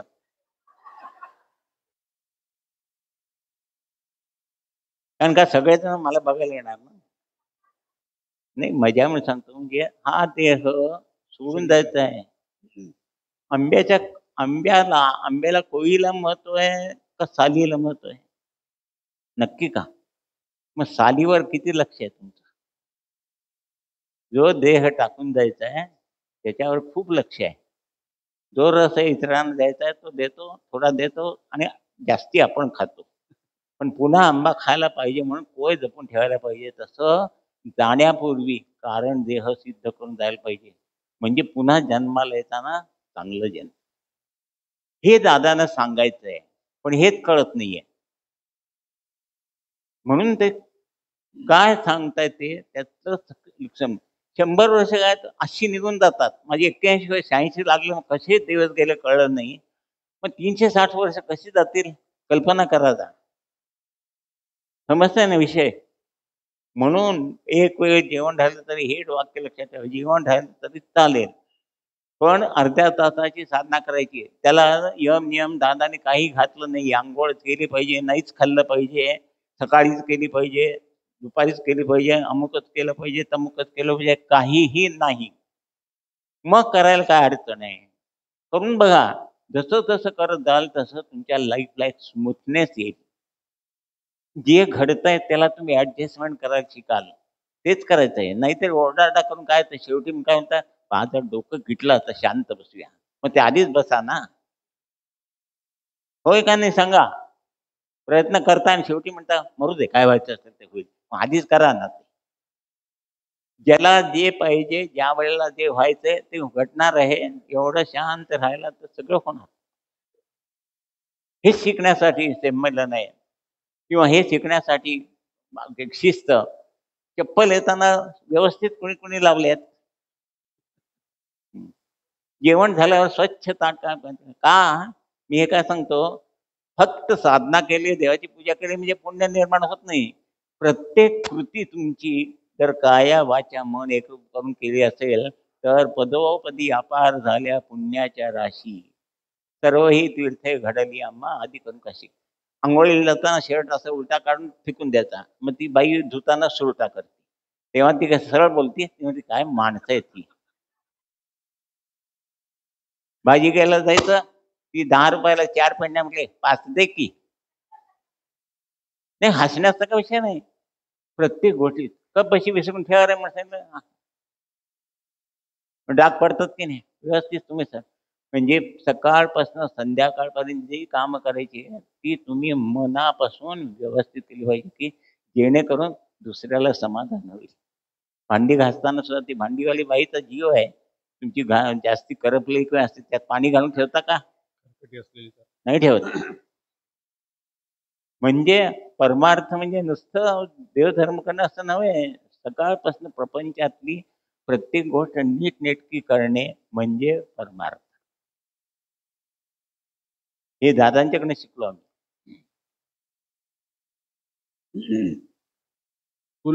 त्याचबरोबर मनुष्य जीवन कसे यांत्रिक होत गेले, यांत्रिक, जेणेकरून दिवसाकाठी 15 मिनिटे सुद्धा देवतार्चन करायला वेळ नाही हे अभ्यासले. तरी बरं, आता पूर्वी सगळं वाटायचं काहीच नाहीये. मिक्सर मध्ये झालं की चिट्टी दिली की भात सगळं झालं, तरी पण वेळ का नाही मिळत? मग मोबाईल बघायला वेळ. मोबाईलमध्ये सगळं काय काय इंस्टाग्राम अमुक गाम तमुक अमुक सगळं बघत बसायचं. त्याच्यामध्ये मग काय वेळच मिळत नाही हो हल्ली. मग काय करायला पाहिजे? एक करायला पाहिजे, नाहीतर दुसरं भोगायला पाहिजे.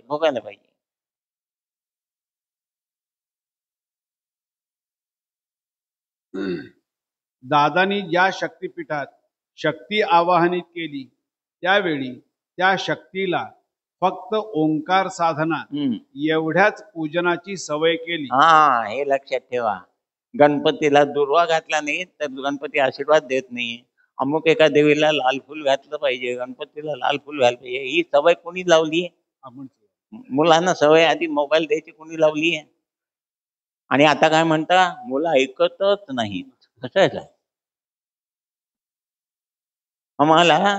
आम्ही लहान होतो तेव्हा आई वडिलांचा राग यायचा. 6:45 वाजता हातपाय धुवून घरी पाऊल पडलंच पाहिजे, नाही तर छडी घेऊन बसले असताचे वडील.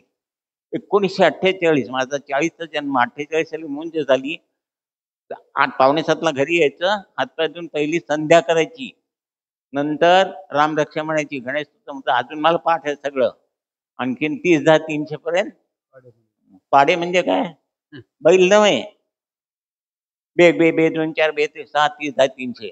आता पाडे कोणाला माहित नाहीत, कारण का कॅल्क्युलेटर टुकटुकतो. त्यांनी 5-15 5-20 दाखवलं तर हे 5-20च लिहिणार, पण 5-15 माहीतच नाही. इतकं यांत्रिक जीवन झालंय. त्यावेळेला तसं नसतंय. 6:45 घरी राहायला पाहिजे सगळं म्हणायचं, म्हणून झालं गणपती रामरक्षा सगळं. आणि 30,300 पाडे, आउटकी निमकी तुम्हाला तर माहीतच नसतील. ते सगळं झाल्यावर मग जेवण करायचं आणि 9:30ला झोपायचं. आता इथं 9:30ला उजाडतं आणि पहाटे 4ला रात्र होती. सॉरी, कोणाला तर राग आला असं करू नका. यात सवय केली हा शब्द महत्वाचा आहे. शक्तिपीठात धारण होण्यापूर्वी आवाहन होते, कारण त्या 3 शक्ती आहेत व त्या एकदम नाही आल्या. उत्पत्ती, स्थिती आणि लय. ब्रह्मा, विष्णू, महेश्वर, महाकाली, महासरस्वती, महालक्ष्मी. एखाद्या देवतेची प्राणप्रतिष्ठा करायची तर स्त्री सूक्त, पुरुष सूक्त इत्यादी म्हणावे लागते. किंवा शंकराची मूर्ती असेल तर रुद्राचे आवाहन करून ती शक्ती त्या मूर्तीत सरळ किंवा डायरेक्ट धारण होते. हजारो वर्षापूर्वी या पूर्वापार पद्धती घालून दिलेल्या आहेत. त्याच पद्धतीने सारे व्हावे लागते. गणपतीची सुद्धा स्थापना, प्रतिष्ठापना, 10 दिवसांची पूजा अर्चा ही त्याच पद्धतीने व्हावी लागते. आता गणपती दादा निबंध का करायला सांगितला माहितीये का तुम्हाला? पहिल्यांदा का बसवायचं ते सांगा, पटपट सांगा. माहिती नाही आहे तर माहिती आहे? सगळं पूर्वी ते करत होते, आमचे आई वडील करत होते म्हणून मी करायचं. मी करतो म्हणून हा पुढचा मुलगा हा करतो. आता गणपती 10 दिवस बसवायचा आहे की 1.5 दिवस 2 दिवस असं नाही आहे. आणि सार्वजनिक तर नाहीये, कारण का जिथे बसतात तिथे वास्तूच नाहीये, रस्त्यावर कुठेतरी बसतात. आता श्रावण, भाद्रपद, अश्विन आणि कार्तिक हे 4 महिन्याला काय म्हणतात? चातुर्मास. श्रावणामध्ये काय करायचं आहे? उपास तपास करून हे काया वाचा मन शुद्ध करायचं आहे. सोमवारी शिवामूठ घालायची आहे, मंगळागौर करायची आहे, शुक्रवारी शनिवारी. आणि हे काया वाचा मन शुद्ध करून त्याच्यामध्ये पुण्य धारण करायचं आहे. श्रावण झाल्यावर भाद्रपद महिना येतो, त्यावेळेला चतुर्थीला गणपतीचा आशीर्वाद घ्यायचा आहे. नंतर गौरी येतात, खड्याच्या गौरी असायच्या पूर्वी. गौरी म्हणजे कुलस्वामिनी, त्यांचा आशीर्वाद घ्यायचा. पहिला गणपतीचा घ्यायचा, मग कुलस्वामिनींचा घ्यायचा आणि अनंत चतुर्दशीला विष्णूचा. आणि एवढे सगळे ते पुण्य जमा केलेलं लगेच पितृपक्षाचा आता चालू आहे. म्हणजे आपले पितर जे मरून गेले त्यांना सद्गती आपण द्यायची आहे, होय ना का नाही? त्यांची संपत्ती इस्टेट कोणाच्या नावानी आहे ती मात्र आम्हाला पाहिजे. मग त्यांना मुक्त करणार ते काय आम्हाला माहित नाही. मग ते गप्प बसत नाही, तुमच्या डोसक्यावर बसतात. मग नंतर लगेच ती पुण्याई तर्पण करायची पितृपक्षात. आता ती पुण्याई कमी झाली म्हटलं ती परत जोडून घेण्यासाठी विशेष नवरात्र 10 दिवसाचं. त्या 10 दिवसामध्ये तेल घालून समय विजू द्यायची नाही. त्यातला भावार्थ काय होता? आता बघा डेकोरेशन केलेले बघत बसावं असं वाटतं की नाही? बघितल्यावर बरं वाटतं, समाधान म्हणजे पॉझिटिव्ह एनर्जी येते ती आपल्यात धारण होती. बघत बसावं असं वाटतं.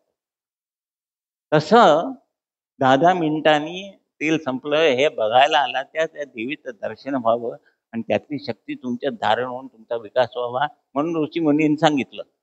ह्यांच्या डोक्यात काय बसलं? दिवा विजला की देवी कोपते. कारण का दुसरा उद्योग नाही तिला. देव कोपला असता. देवाची व्याख्याच अशी सांगितली दादांनी, देतो पण कधी वदत नाही. काय दिलंय? काय दिलंय? हे 2 डोळे दिलेत, हे देहिक माध्यम दिले, ह्याची किंमत किती हो? आता अडचणीमुळे 25 कोटी रुपये देतो, 2 डोळेच देता? हा, 25 कोट, 50 कोट, 1 डोळा किती दिले तर देता? म्हणजे लक्षात आलं का? मग देवासमोर बसून देवा माझ्याकडे बघतच नाही, मला काय दिलं, काय दिलंय हे जोपर्यंत कळत नाही. म्हणून दादांनी सांगितलं की गुरूंच्याकडे जा, म्हणजे काय दिलंय ते कळेल. एक मुलगा होता असाच यंग, सगळ्यांच्या गाड्या जातात, स्कूटर जातात, ते बघून यासारखं रोज एवढं राबतोय मी 500 रुपये, माझ्या नशिबात गाडी का नाही, नको जीव देऊन टाकूया. निघाला असंच पर्वतावरती गेला आणि जीव देणार. म्हणजे तिथे सत्पुरुष बसले होते. ते म्हणले कशाला आलं इकडं आता? ते म्हणाले आता जीव देणार आहे, मला कंटाळा आलाय. म्हणाले काय सगळे गाड्यातून फिरतात आणि मी मात्र काम करायचं, त्यामुळे असं करू नको. तिथे एक बाजूला राजा आहे, तो सगळेच तुझे स्पेअर पार्ट विकत घेतो. डोळ्याला 2 लाख रुपये देतो, नंतर किडनीला 5 लाख रुपये देतो. तो असं गेला. सगळे मिळून तुझं 30 कोटी रुपये होतात देतो. हा एकदम बेशुद्ध पडणार, पण मला पहिल्यांदा तुझे डोळे दे म्हणतो. आता बुद्धी जागी झाली. डोळे घेतल्यानंतर ह्यानी पुढचं काही दिलं नाही तर काय करायचं? म्हणून ते परत सत्पुरुषाकडे आला. म्हणाला कळलं का तुला अक्कल आली आता? म्हणाले गुरूंच्याकडे जा. म्हणून दादाने सांगितलं की हे देहिक माध्यम काय दिलंय, त्याचा विकास करायचा आहे. हे जोपर्यंत तुम्हाला कळत नाही तोवर दुःख असणार आहे. म्हणून गुरु पाहिजे. गुरु म्हणजे अज्ञान. ही 16 माध्यमं दिली आहेत, त्याच्याबद्दल आपण अज्ञानी आहोत. केव्हा पायाची किंमत केव्हा कळते? पाय मोडला म्हणजे अरे अरे अरे, पण ती मोडायच्या आधी, आंधळ होण्याच्या आधी हे सगळं कळलं पाहिजे. म्हणून गुरु पाहिजे. गुरु तेथे ज्ञान झालं की मग समाधान.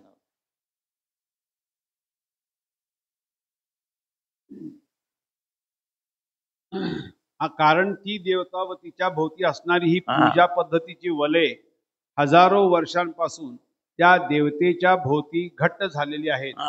हे सुद्धा दादांनी अभ्यासले. याचे उदाहरण म्हणजे आम्ही येथे असे पाहिले आहे की एक गुजराती भक्त होता व त्या गुजरात मधल्या कुठल्या तरी देवतेचा संचार होता. पण त्याची इतकी हालाकीची परिस्थिती होती की तो मजुरी करून पोट भरत असे. तो कामकाजाला आला व त्याला दादांनी विचारले, तेव्हा तो म्हणाला की आता संचार कधीतरी होतो व बाहेरच्यांची कामे होतात, पण घरचे काम होत नाही. ज्यावेळी त्याला कुंकू लावले त्यावेळी त्या देवतेचा संचार झाला. ती बहुचराई देवी होती गुजरात मध्ये. बहुचराई दादांच्याकडे फोटो होता. देवी म्हणाली की 12 वर्षात वस्त्र मिळाले नाही. कारण का सवय कोणी लावली? मी तेच सांगतो, मुलांना सवय कोणी लावली? आपण लावली. पिझ्झा आणि आज काय जेवायला केलंय? रोज नवीन फरमाईश. पण त्याच्याने काय होतं? वासना वाढतात. म्हणून दादाने सांगितलं होतं निश्चित आहार करा, अमुक दिवशी अमुकच करायचंय. आता इथं जेवणही सगळ्यांना एकच मिळणार आहे, म्हणजे लक्ष इकडे लागेल. एकच भाजी आहे, तीच भाजी रोज. नाहीतर पहिल्यांदा उठले की जेवायला म्हणजे एक म्हणजे ते अंगावर पडायचे. नंतर एकच आहे जेवण म्हटलं तर सावकाश, अहो आता उठा जेवायला म्हणायचं. या मार्गामध्ये जीवनाला, देहाला अतिशय कमी महत्व आहे.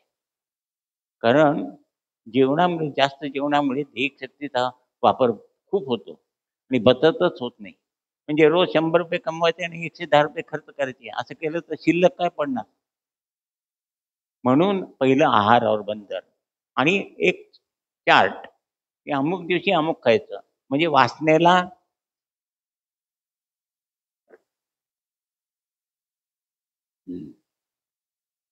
दादा म्हणाले की ज्याच्या ठिकाणी तू धारण झाली आहेस त्याचे हा. अंगावर फाटके कपडे आहेत, हम्म, तर तो तुला वस्त्र कसे देऊ शकेल? हा, नंतर देवी म्हणाली की आजपर्यंत नैवेद्य दिलेला नाही.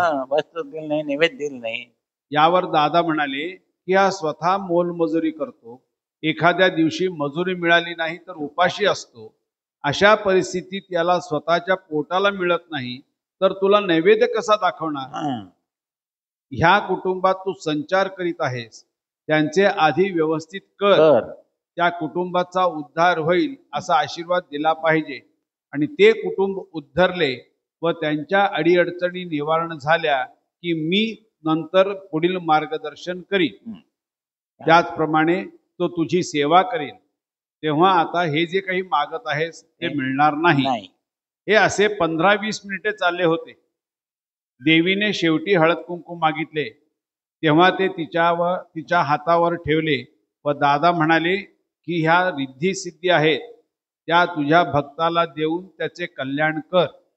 आता इथं सुद्धा बघा, काही कामाला कलेक्टर ऑफिसमध्ये इकडे गेलं तर पहिल्यांदा लाच घेतल्याशिवाय कामच करत नाहीत. पण सवय कोणी लावली? आपणच लावली. तर 10 लोक उभे आहेत ना, मी जाऊन तिथं काय सांगतो, माझा 10वा नंबर आहे, लवकर काम कर, हे घे 500 रुपये.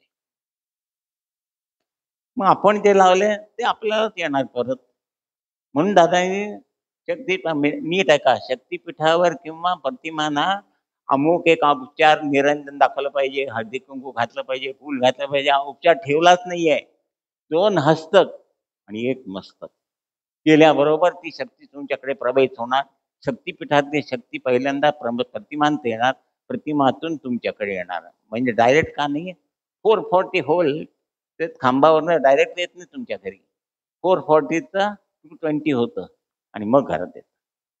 तसं शक्तीपीठातली एवढी पहिल्यांदा तुम्ही साधना बसल्या प्रतिमांमध्ये धारण होऊन, प्रतिमांमध्ये सौम्य होऊन तुमच्यात धारण होती आणि तुमचा विकास होतो. बरोबर आहे की नाही? समजतंय ना? उपीट डोळ्यावर आलंय का? मग बेतानीच खावायचं. उपीट सुद्धा त्यांनी घातलं तरी आपण एवढंच खायचं. मी बिलकुल खाल्लं नाही म्हणून मी जागा आहे. यात काय बघायला मिळाले की त्या देवतेची इच्छा होती की ह्या की ह्या कुटुंबाचे कल्याण व्हावे.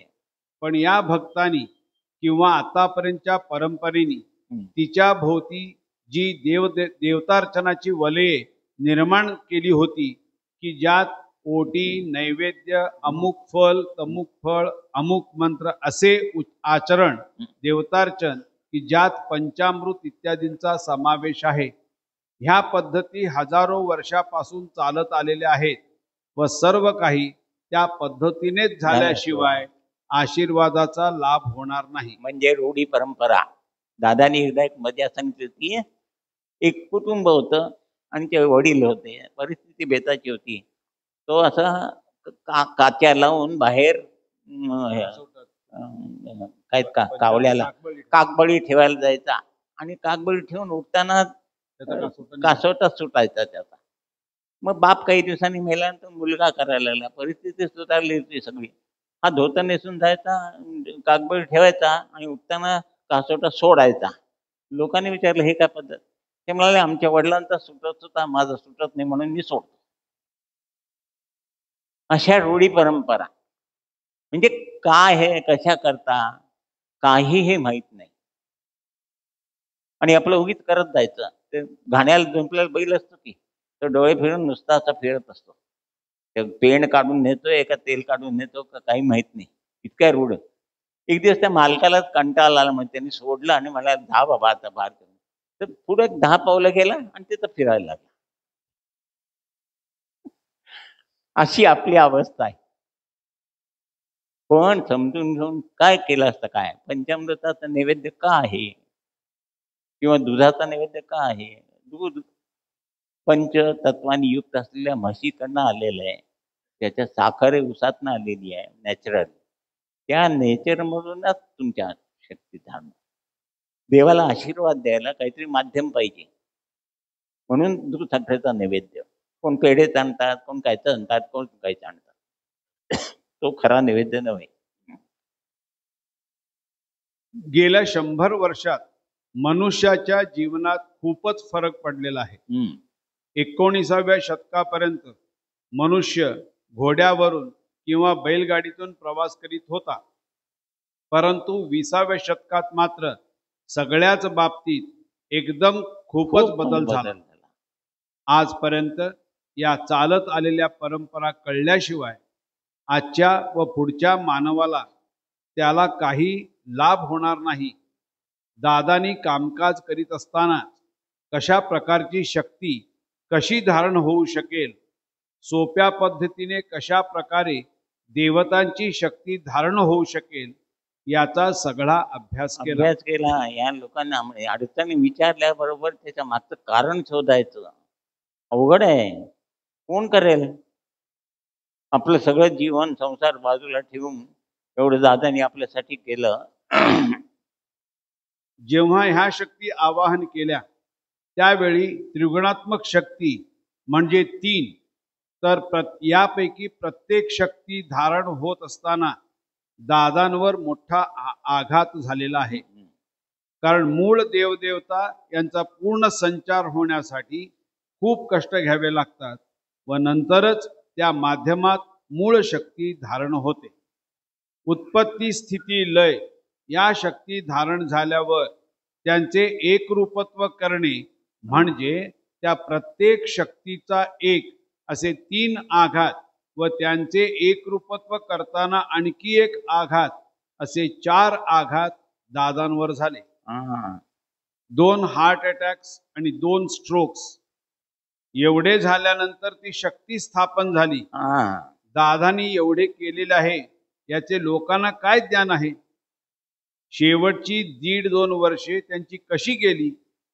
हे सर्व कशासाठी केले? तर जगाला लाभ होण्यासाठी. आपण स्वतःसाठी तर करायला पाहिजे की नको? त्यांनी जगासाठी आपलं जीवन केलं. निदान आपलं जीवन आपल्यासाठी तरी कष्ट घ्यायला पाहिजे की नको? आता उद्या पहाटे काकड आरती झाली की दरवाजात उभे राहिलो की समोर झाड व सूर्यकिरणे दिसतात, तेव्हा ती पूर्व आहे. घराचे वास्तुपूजन करताना आग्नेय दिशेला खड्डा खणून त्यात वास्तू प्रतिमा, पंचरत्न इत्यादी ठेवतात. शक्तीपीठाची धारणा पण अशीच झालेली आहे. म्हणजे साऱ्या विश्वाची ही वास्तू प्रतिमा आहे. साऱ्या विश्वाची. यामुळे विश्वात शांतता होणार आहे. आता प्रत्येक शास्त्र हे ऋषी मुनींनी हजारो वर्षांपूर्वी संशोधन करून धारण केलेले आहे. त्यात अदलाबदल करून आपल्या उपयोगी येईल व सुलभपणे पुढच्या मानवाला अनुसरता येईल अशा प्रकारे दादांनी त्याची धारणा केलेली आहे. म्हणजे मॉडिफिकेशन करून सिम्प्लिफाईड केलं. मॉडिफाईड आणि सिम्प्लिफाईड. आता आपल्याकडे ते गरम करायचं हे असतं की काय म्हणतात त्याला, 2 मिनिटात कपात ठेवलं की ओव्हन मायक्रो. गॅस आला, लाकडं ठेवायला लागत नाही चूल पेटा. म्हणजे काय, कशा करता काय सोयीचं करून काम लवकर हो आणि वेळ मिळेल त्याच्यातून देवाचं काहीतरी करावं. टीव्ही बघत बसावं आणि मोबाईलवर बघण्यासाठी नव्हे. मी कुणालाही पर्टिक्युलर बोलत नाही, मी जनरल बोलतोय. त्यांनी 3 शक्तींना आवाहन केले व त्या एकत्रित केल्या आणि हे कार्य काही वर्षे चालू होते. कामकाज बंद करून एकत्रित केलेली ती शक्ती ओंकार साधनेतून प्रवाहित होते की नाही हे बघितले. त्यावेळी दादा आमच्या बरोबर साधनेला बसत असत. साधना करून उठताना पायाला मुंग्या आल्या तर दादा म्हणाले की पायाला नाही तर डोक्याला मुंग्या आल्या पाहिजेत. पण डोक्याला मुंग्या म्हणजे काय हे इतके वर्ष कळलं नाही. तर योगायोग असा आला की लीलाताईंच्या गुडघ्याचे ऑपरेशन झाले होते व त्यामुळे त्या पुण्यामध्ये द्वारकामाईत राहायला आल्या होत्या. संध्याकाळी त्या खाली फिरत होत्या. त्यावेळी ओंकार शिकून 2-3 महिनेच झाले होते. अशा भक्त मंडळींची वर साधना चालू होती. त्यांनी प्रार्थना म्हणून ओंकार चालू केला मात्र आणि लीलाताई काठी टेकीत टेकीत वर येऊन पलंगावर बसल्या आणि म्हणाल्या की ओंकार चालू झाला आणि डोक्याला अशा मुंग्या आल्या की काही विचारू नकोस.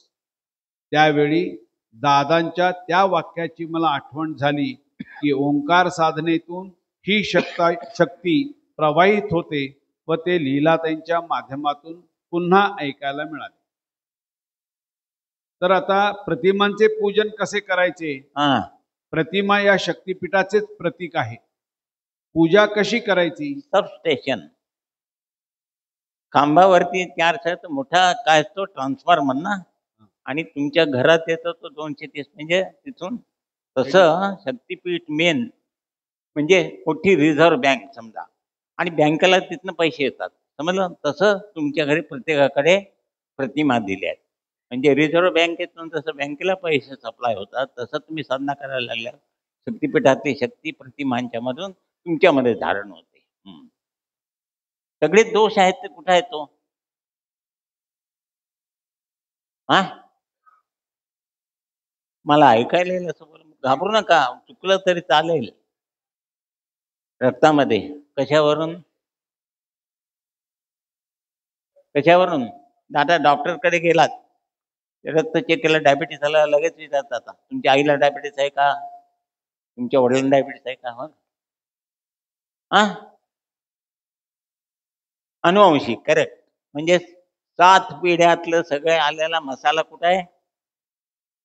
रक्तात आहे. आत. असं दूषित रक्त दर 3 मिनिटाला इकडे जातं. कधीतरी सरळ विचार येतात का? वास्तुपूजनाला हा जेवायला बोलायला म्हणायचं पैसे खाऊन घर बांधलं असेल, पेढे द्यायला माझा मुलगा पास झाला, कॉपी करून पास झाला असेल. सरळ विचार करतो का? का नाही करत? हे सगळा मसाला बिघडलेला आहे, त्यात तुमची चूक नाही. म्हणून ते चांगले विचार येण्यासाठी ही साधना केल्यावर ध्वनी डायरेक्ट प्रकाश पुन्हा उश्वास घेताना अलॉंग विथ ऑक्सिजन दॅट गुरु शक्ती goes by respiration into the blood, आणि ब्लड मधले सगळे भाग. आता आणि सारखं बसलं की माझा मूड गेला. कुठं गेला? 1 मिनिटात मूड झाला, 1 मिनिटात मूड आला. मगाची बरा होता, आता काय झालं? हे काय होतं? हे सगळं आतला मसाला आहे ना, तो जोपर्यंत बाहेर जात नाही आणि तो रोज शोधण्यातून जातो, म्हणून पूर्वीच्या ऋषी मुनींनी तो मसाला सगळा बाहेर जावा म्हणून तीर्थ घ्यायची पद्धत ठेवली आहे देवळात गेल्यावर. पण देवळात किती एकदा केव्हा जायचं? आग लागली की, आणि तेव्हा तीर्थ घ्यायचं. 15 दिवसात नाही एवढंच तीर्थ घेतलं, पण 15 दिवसात दोष केवढे आहेत? मला काय म्हणायचं कळतंय का? रोजच्या रोज विमोचन आहे. मी संध्या करत होतो, रात्रीतनं केलेले दोष सकाळी विमोचन होतं, दिवसा केलेले दोष संध्याकाळच्या संध्येत नव्हतं. पण संध्या कोण करतच नाही. म्हणजे शास्त्रांनी मनुष्य जीवन कसं विकसित व्हावं आणि सुखी व्हावं ह्याची बरोबर तरतूद केली आहे, पण कशाचाही आपल्याला पत्ता नाही आहे. संध्या म्हणजे माझ्या बायकोचं नाव पण संध्या आहे. रोज संध्या करता का? हो म्हटलं करतो. नाही खरोखर मी संध्या करत होतो. त्याच्यात म्हणजे अहस्तदावलंबतु यत्किंच दुरितम मही अंतरिक्ष मथोस्वाम नाच घेणं म्हणून असं पाणी टाकायचं, म्हणजे दोष बाहेर जातात. अहस्तद म्हणजे सकाळी आणि रात्रीस्तद म्हणजे संध्याकाळच्या संध्येत. इतकं शास्त्राने सगळं व्यवस्थित करून ठेवलेले, पण आपण असे दुर्दैवी आहोत, त्याच्यासाठी आपल्याकडे वेळ नाही. 10 मिनिटं थांबायचं. मला काय नाही, मी एकदम बॅटरी चार्ज झाली आता पूर्वी. ठीक आहे. एक 10 मिनिटं रेस्ट घ्या, पाय मोकळे करा आणि पुन्हा आपण बोला.